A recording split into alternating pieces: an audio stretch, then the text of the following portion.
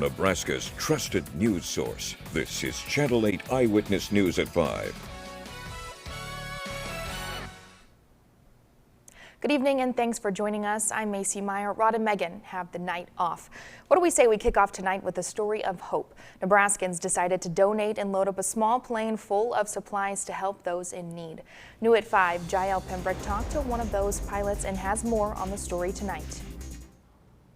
Local pilots, with the help of their community, flew about 5,000 pounds of supplies to Louisiana to assist in the ongoing recovery efforts this weekend. I mean, we see pictures all of the time, but to actually be there flying over from that bird's eye view was crazy. 2 pilots are back home after collecting and delivering supplies to Louisiana.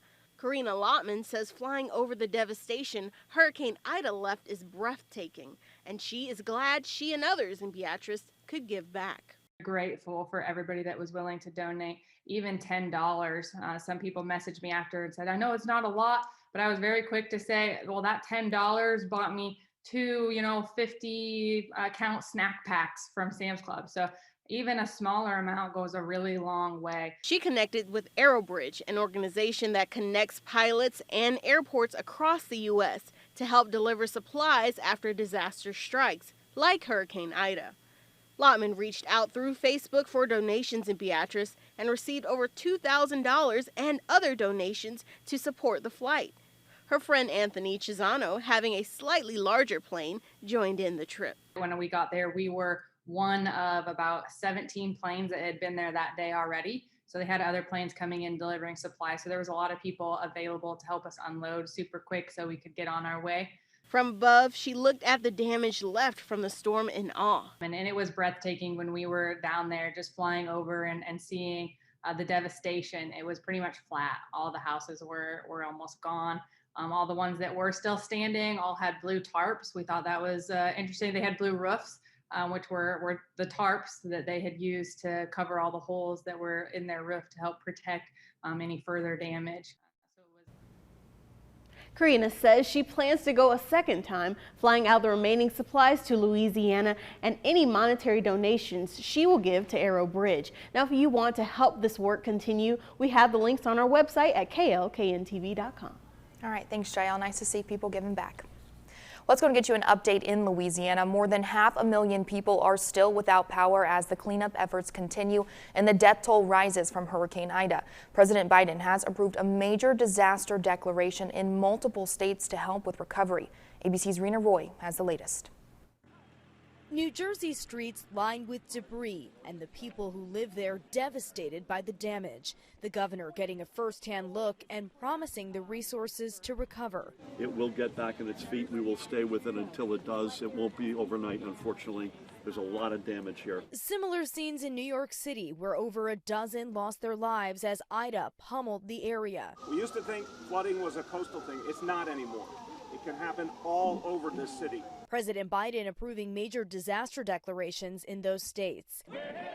Volunteers hitting the ground in New York's Westchester County to donate clothes and help clean up. They didn't realize how bad it was going to be, and it was so quick. It happened so quick. It was like half an hour. NYPD body camera footage shows officers diving into a flooded Queens apartment where a little boy and his parents died.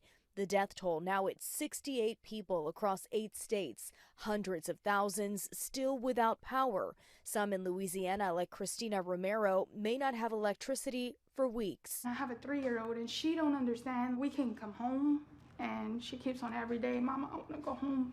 And it's hard, it really is. Because she don't understand, you can't live like that, you can't. And we're continuing to push Entergy at every level. The council has been relentless in that. President Biden got a first-hand look at some of the devastation in Louisiana on Friday, and tomorrow he'll travel to some hard-hit areas in New Jersey and here in New York to survey the damage. Rena Roy, ABC News, New York. Well, let's get you a look at your weather here locally. John, if I had to guess, this Labor Day, the lakes were probably a bit crowded because it was a little bit warm out there today. Definitely a good day to spend on the lake, or really finding anywhere some shade even would be a good thing to do on this Labor Day. Hey, we made it to 90 degrees today. In fact, 91 is our high temperature in Lincoln, and that is now our 50th day this year to reach 90 degrees. If you're wondering, our normal, at least to date, would be 38. So we're well ahead of that. And this is the most we've had in 9 years up to this point. You can see lots of blue skies, maybe a little haze up in the sky from some smoke from wildfires out to the west, but not a cloud to be seen anywhere. It's currently 90 degrees in Lincoln. It's 90 in Beatrice, 85 in Central City, 89 in Aurora, and we've got 90s both Grand Island and Hastings right now. The dew point is up just a little bit as compared to yesterday, so it's definitely feeling more humid outside, with dew points in the upper 60s, even some 70s being reported. That's taking the feel-like temperature, or the heat index, up into the lower to middle 90s. It feels like it's 94 degrees right now in Lincoln. Nothing going on across the state. We've got just lots of sunshine through the entire state. For the rest of this evening, we'll keep sunny skies, 91 at 6, 83 degrees by 8, and 78 degrees by 10 o'clock. A cold front approaching. Question is, could that bring us some rain? We'll take a closer look at that in my Storm Alert Team forecast in just a few minutes. All right, you got me on the edge of my seat. We'll talk to you soon, John. Well, as the holiday weekend comes to a close, new concerns about the COVID-19 surge amid packed stadiums and holiday travel. More than 3.5 million people were screened at U.S. airports Friday to Saturday, numbers similar to those as 2019 before the pandemic began. Nobody's masked, and people are like, yeah, it's all open, it's all free, and it's devastating. Now, the CDC director warned unvaccinated individuals to not travel over the holiday as the Delta variant is still putting strains on hospitals and driving up cases. I am expecting a bump. I'm hoping we're not going to see a major spike, but after every single holiday, we have seen a bump in infections and hospitalizations and deaths. The holiday COVID bump could strengthen struggling hospitals beyond their limit. The U.S. is already averaging nearly 150,000 infections a day and more than 1,100 deaths each day, mostly among unvaccinated individuals. Well, now to an update on the homicide investigation in Lincoln. Police releasing the name of the man that they arrested. 23-year-old Lindell Harris is behind bars today. He's charged with second-degree murder and use of a weapon to commit a felony. Now, this comes after police found a 28-year-old man with an apparent gunshot wound inside of an apartment near 48th and O Streets. That wound would end up being fatal. Now, according to Harris's attorney, he claims the shooting was in self-defense. The victim's name has not yet been identified. And we're learning more about the father and son who were killed in the crash on Interstate 80 on Saturday. NSP says 41-year-old Mark Kipust and 7-year-old Taylor Kipust were the two killed. Officials say Yorkwin Crawford of Florida has been arrested for 2 counts of motor vehicle homicide. Investigators believe speed was a factor in the crash. Those that knew the father and son from La Vista are still trying to process the loss. The first thing is shock, and then you start to think of his family, his wife, his other 2 children, his mom and dad, his 2 brothers, and all their extended family. And the first thing you just want to reach out to them and pray for them and let them know that, you know, what an impact Mark had on everybody's life. The Kipust family released a statement saying, quote, "Our families are heartbroken over the loss of the 2 people we love and will miss dearly, Mark and Taylor. We appreciate the outpouring of support and ask for prayers and privacy as we navigate this difficult time," end quote. Now, there is a GoFundMe set up for the Kipust family if you are looking to help out. This weekend, the sellout streak continued for Nebraska football thanks to the red carpet experience that gave underserved children a chance to see the Huskers in person. Quarterback Adrian Martinez met some of those kids and said it was a special experience that brought so much joy to those fans.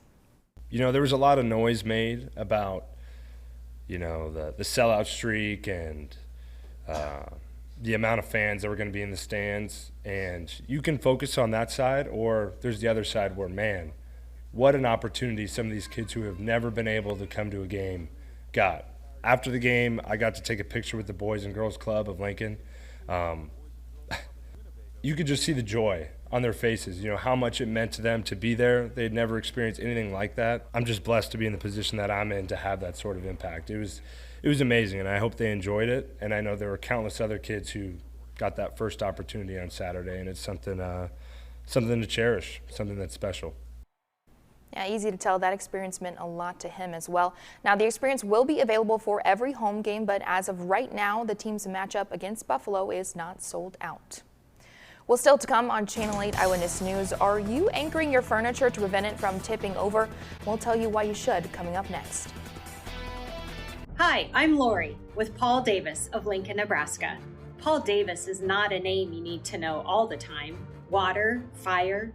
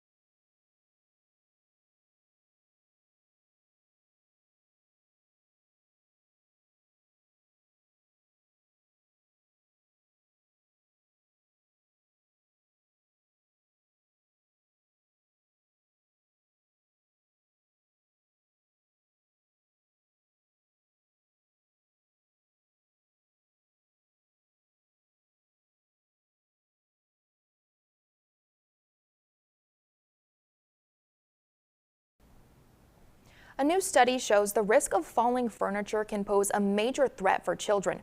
With most Americans not anchoring their furniture down, Mandy Gaither has a rundown of what parents need to know when it comes to keeping their kids safe. Falling furniture, it's a hidden danger and may be found throughout your home. It happens very quickly. The child can be trapped underneath. A new study published in Injury Epidemiology shows more than 560,000 children have been treated in the ER from 1990 to 2019 after being hurt by furniture or TVs that have tipped over. 70% of those hurt were younger than 6, most of them around 2 years old. The research shows almost half of the injuries were to the head or neck. Dressers and wardrobes account for about 17% of all tip-over injuries. These types of furniture are often placed on carpet. The drawers are loaded and multiple drawers may be opened at the same time. And that increases the potential for that furniture to tip over on a child. Dr. Gary Smith, the study's senior author, says to help prevent tip-overs, parents should secure furniture to the wall using safety straps or L brackets. Mount TVs to the wall when possible. If you can't, put a TV on an appropriate piece of furniture that's designed to hold it and anchor both to the wall. Keep TVs and furniture clear. Placing things on top of them, like a remote control, may encourage children to climb. But Smith says these steps aren't enough. We need manufacturers to step up and make furniture and TVs more stable to begin with. Even when furniture appears sturdy, Smith says looks can be deceiving. For Health Minute, I'm Mandy Gaither. Now, your Storm Alert Team forecast with Chief Meteorologist John Dessauer. Lots of sunshine outside today, maybe the last hurrah of summer, or at least what's considered now meteorological fall, but the end of summer for Labor Day weekend. Temperatures today climbing up into the low 90s. We hit 91 officially today in Lincoln, and look at all the nice clear skies we've got. A little earlier I was tweeting out an image. The closest clouds to Lincoln were about 110 miles away, still down into northern Kansas. So most of the state cloud free today, and that's allowed temperatures to warm. 90 degrees, so we've fallen off just a little from our high temperature of the day. 90 in Beatrice, it's 90 in Hebron, 90 degrees in Hastings, and 90 in Grand Island. As I mentioned earlier, this is now our 50th day to reach 90 degrees in Lincoln. On average, through this date, we would have about 38 days, and this is the most we've had in 9 years. So definitely a warm day. And factor in the humidity with dew points in the upper 60s and low 70s. It makes it feel even warmer. It's feeling like it's in the low to mid 90s. Feeling like 94 in Lincoln, as high as 95 is what it feels like right now in Friend, and 93 degrees in Hebron. Not much to speak of on the visible satellite imagery. In fact, you're just seeing all black for the map, because that's showing there's nothing going on across the eastern part of the state. And really, as you go back into western Nebraska, not much to see either.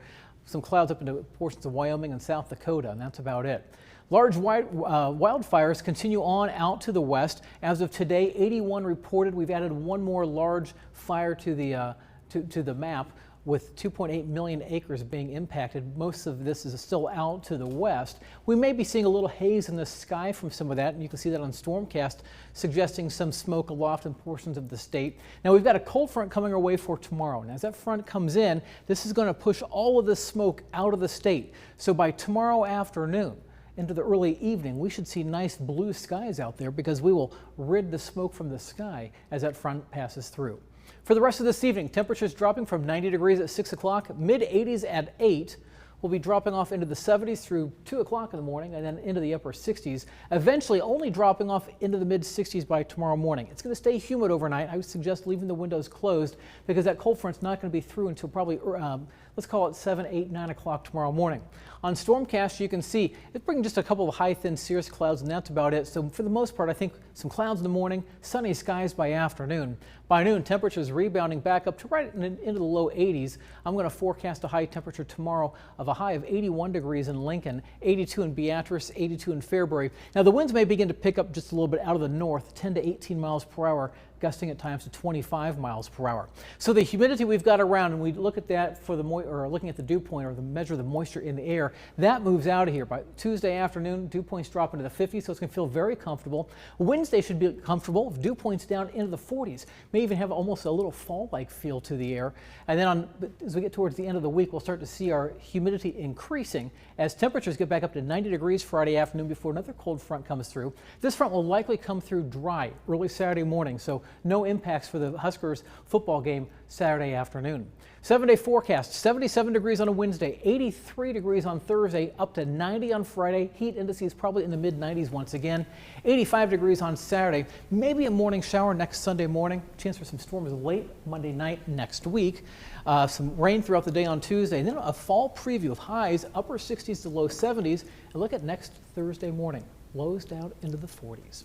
Holy cow. John, I felt like this past weekend Mother Nature was playing a prank on us, because Friday and Saturday, it almost just a little bit felt like fall, and then this morning I woke up and was like, Not done just yet, no. and we can have 90s much further into the month. In fact, that's going to be my question for tonight at 10 o'clock, so I can't give that away just yet. Okay, I need to do some research then, because I'm always wrong on the 10 o'clock question, so I'll get to it.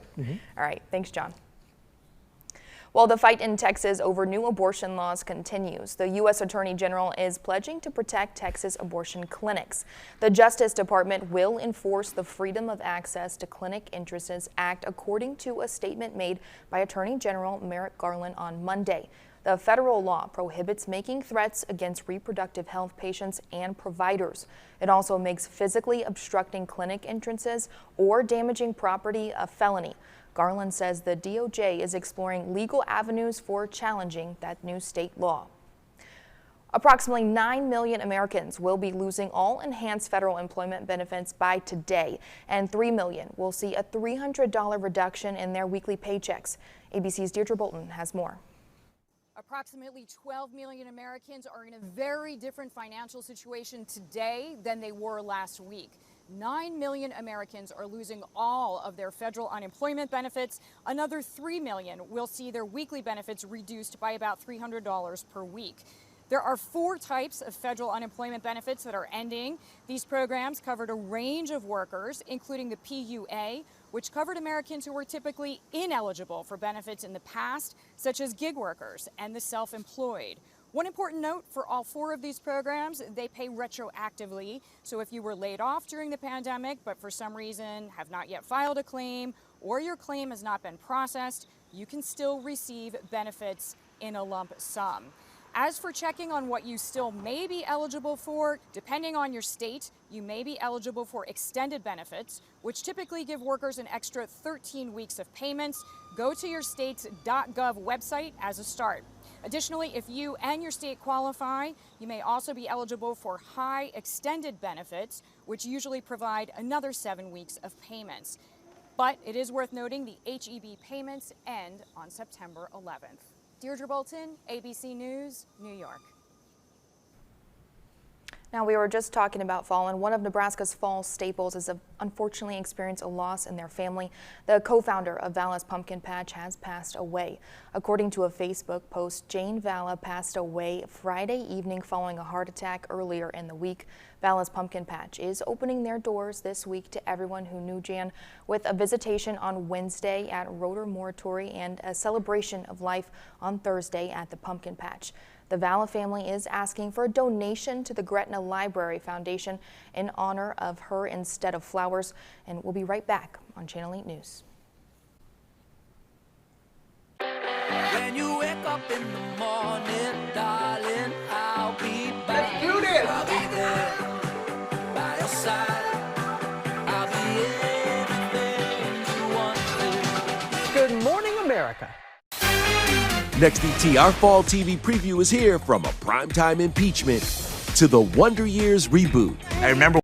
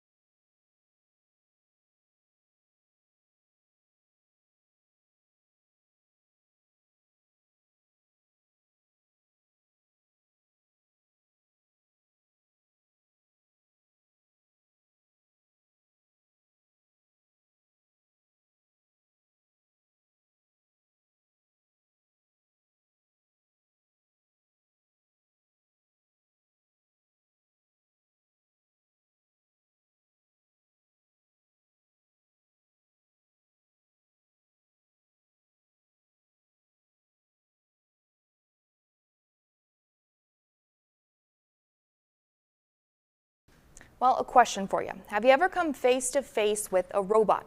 Well, a new study shows something about their gaze is a little unsettling for humans.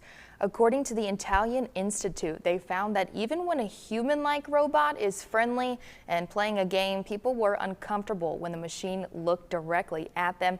The mutual gaze causes people to delay making decisions, according to researchers. This means working with a robot could interfere with job performance, and it messed me up just now. I looked over to look at this video, John, and it's a little creepy. I get it. I think there's nothing behind the eyes, maybe. That's just, they're a little beady too. I don't. You know, I've read a lot of research where they've actually talked about how the hardest thing about getting people from an artificial intelligence standpoint, it's not the voice. They can do the voice. They can do a lot of gestures. It's the face, because even when you look at some movies where they've got all the CG done, the face always just looks a little different, and you can almost always tell when it's been computer drawn versus an actual person's face. I was gonna say, the movements for me too, and the voice. I mean, I think about like when you're talking to Siri, sometimes it just doesn't sound right, and the way she pronounces things, But some of the stuff MIT is doing is fantastic. It's actually a little scary, actually, how real it sounds. They're actually talking about they could use actors as computers for voices. They've gotten that good now with some of the voices around here. So interesting. Next thing you know, we're going to be working with all of them. So there you go. That's right. Hey, let's talk a little bit of weather outside. It's still very warm. Temperatures around Lincoln right now sitting in the 90s still throughout the city. A little bit cooler down towards Denton Road where it's 89. You can see temperatures elsewhere around the southeast Nebraska sitting in the upper 80s to low 90s. Factor the humidity and it feels as warm as it's in the lower to mid 90s. So for the rest of this evening, temperatures will be cooling off into the 80s by 8, 78 degrees by 10 o'clock. All right, thanks, John. And thanks so much for joining us. World News Tonight is coming up next, but we'll be right back here at 6 o'clock.